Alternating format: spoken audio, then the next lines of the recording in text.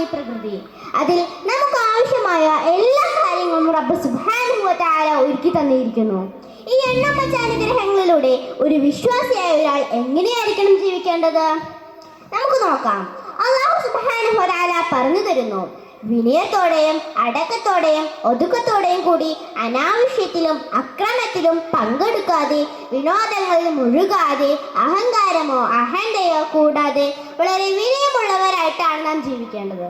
മാത്രമല്ല, കാര്യവിവരമില്ലാത്ത ആളുകളെ അഭിമുഖീകരിക്കുമ്പോൾ അവരുടെ സമാനപരമായ ചീത്ത വാക്കുകളോ വിഡ്ഢിത്തങ്ങളോ പറയാതെ വിട്ടുവീഴ്ച ചെയ്യുന്നവരായിട്ടാണ് നാം ജീവിക്കേണ്ടത്.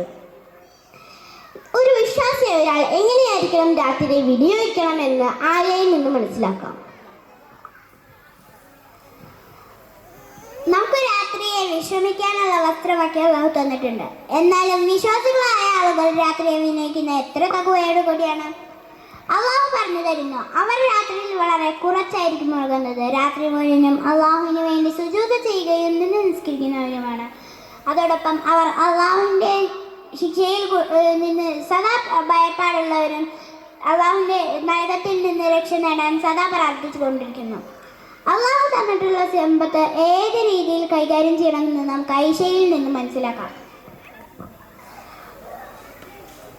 അള്ളാഹു നമുക്ക് ധാരാളം നിയമത്തുകൾ തന്നിട്ടുണ്ട്.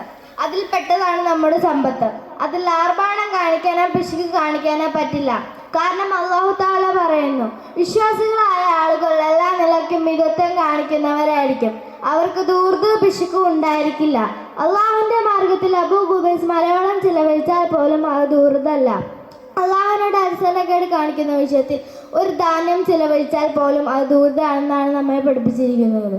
നമുക്ക് നോക്കാം നമ്മുടെ സ്വഭാവ രൂപീകരണം എങ്ങനെയായിരിക്കണമെന്ന് നമുക്ക് ഫായിസിൽ നിന്നറിയാം. ഒരു വിശ്വാസിയുടെ സ്വഭാവം എങ്ങനെയായിരിക്കണം, എന്തിൽ നിന്നെല്ലാം വിട്ട് അകന്നു നിൽക്കണം എന്നതിനെ കുറിച്ച് റബ്ബ് നമ്മോട് പറയുകയാണ്. ഒരു മുഅ്മിനായ ഒരു വ്യക്തി ശിർക്ക്, കൊല, വ്യഭിചാരം, അസത്യം, കളവ്, കള്ളസാക്ഷി എന്നിവ പ്രവർത്തിക്കുകയോ അതിന്റെ ഭാഗമാവുകയോ ചെയ്യാത്തവരും അനാവശ്യമായതും ന്യായവിരുദ്ധമായ കാര്യങ്ങളുടെ സമീപത്ത് കൂടി പോകുമ്പോൾ അതിൽ പങ്കെടുക്കാതെ അതിനെ പ്രതിഷേധപൂർവ്വം പോകുന്നവരുമായിരിക്കും. മാത്രമല്ല, അവർക്ക് ഒരു ഉപദേശം കിട്ടിയാൽ അവർ കണ്ണും കാതും കൊടുത്ത് അതിനെ മനസ്സിലാക്കുകയും ബഹുമാനപൂർവ്വം സ്വീകരിക്കുന്നവരുമായിരിക്കും.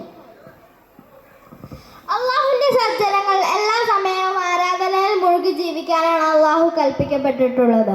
അല്ല, ഒരിക്കലും ഒരു വിശ്വാസി ഏകാന്തതയെ കൂട്ടിപ്പിടിക്കില്ല. കാരണം ഇസ്ലാം ഏകാന്തതയെ പ്രോത്സാഹിപ്പിക്കുന്നില്ല. അവർ സ്വന്തം കാര്യം മാത്രമല്ല തൻ്റെ കുടുംബത്തിൻ്റെ നന്മയിലും വളരെ താല്പര്യം ഉള്ളവരാണ്. തൻ്റെ ഭാര്യയും മക്കളും സജ്ജനങ്ങളായി തീരുവാൻ അതുവഴി തങ്ങൾക്ക് ഈ ലോകത്തും കൺകുളിർമ മനസ്സന്തോഷവും കൈവരാൻ അവർ അള്ളാഹുവിനോട് സദാ പ്രാർത്ഥിക്കുന്നവരായിരിക്കും.